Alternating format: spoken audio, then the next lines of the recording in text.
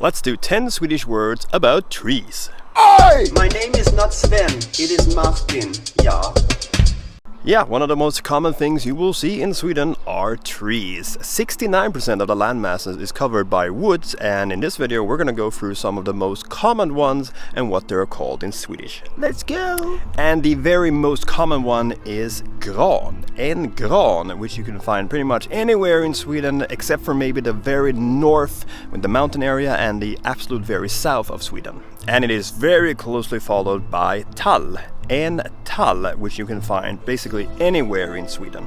And then we do a major leap down to the third position, which is this tree right here, en Björk, en Björk. And the next one is asp, en asp, which is characteristic for its trembling leaves.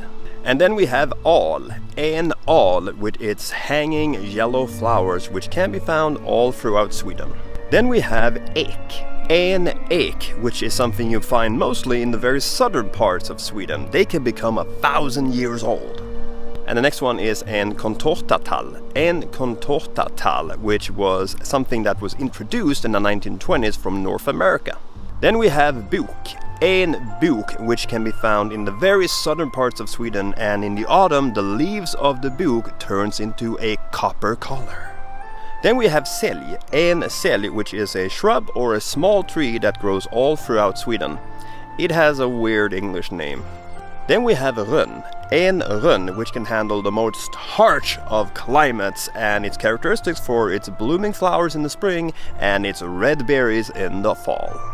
Then we have ask, en ask, with its late blooming, which can be found in the very southern parts of Sweden. Then we have lönn, en lönn, the symbol of Canada, which can be found in the southern half of Sweden. And finally we have alm, en alm, which blooms in April and May and can be found in the southern parts of Sweden.